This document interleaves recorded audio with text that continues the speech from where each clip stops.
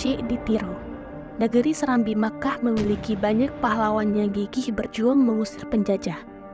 Salah satunya ialah Tengku Syekh di Tiro. Mujahid bernama asli Muhammad Saman itu ialah putra dari Tengku Syekh Ubaidillah yang berasal dari Kampung Garut, negeri Samaindra, Sigli. Sedangkan ibunya bernama Siti Aisyah, putri dari Tengku Syekh Abdussalam Muda Tiro. Tengku Syekh di Tiro lahir di Kabupaten Pidi 1 Januari 1836. Semasa kecilnya, ia hidup di lingkungan yang sangat religius. Ia belajar agama dengan ayah dan pamannya bernama Tengku Syekh Dayah Jud di Tiro. Minat besarnya akan ilmu agama Islam membuat Tengku Syekh di Tiro berkelana ke Lamkrat, Aceh Besar untuk memperdalam ilmunya.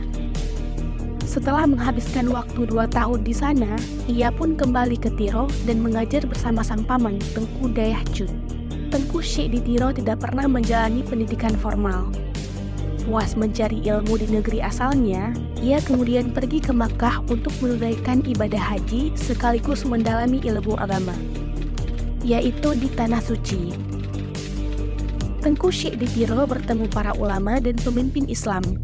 Dari situlah ia mulai sadar arti perjuangan melawan imperialisme dan kolonialisme.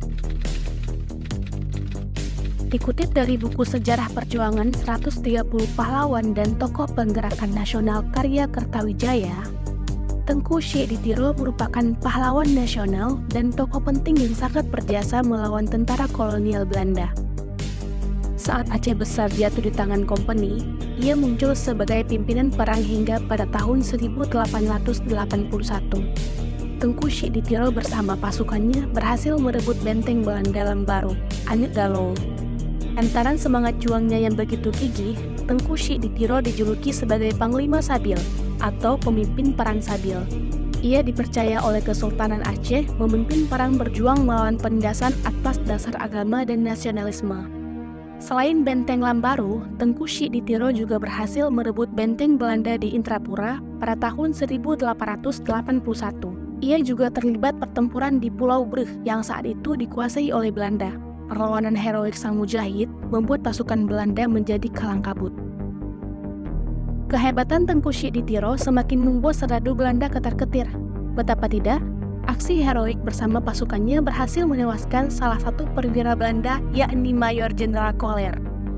Kondisi ini membuat Belanda murka hingga menghujani pasukan Syekh di Tiro dengan tembakan meriam dari kapal perang yang bersandar di pantai. Akibatnya, pasukan Syekh di Tiro berhasil dipukul mundur. Sepak terjang Tengku Syekh di Tiro membuat Belanda hampir kehabisan akal untuk menumpaskannya.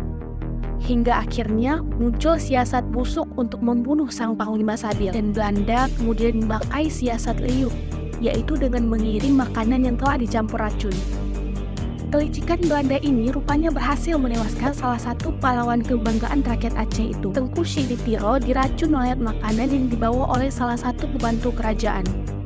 Saat itu, Belanda membujuk seseorang yang bersedia bekerja sama dan akan diangkat menjadi kepala saja. Seorang pria kemudian diiming-imingi Belanda jabatan tinggi jika berhasil membunuh Syekh di Tiro. Pria tersebut lantas memerintahkan seorang wanita membubuhi racun ke dalam makanan yang kemudian disuguhkan kepada Tengku Syekh di Tiro. Singkat cerita, saat mengunjungi benteng Tuis Senggelimung, usai sholat di masjid, wanita suruhan tadi memberi makanan yang telah dicampur racun kepada sang Panglima Sabil. Tanpa curiga, Tengku Syekh di Tiro menyantap makanan itu. Selang tak berapa lama, ia pun jatuh sakit hingga akhirnya wafat di benteng Anek Galeng pada tanggal 31 Januari 1891 di usia 55 tahun.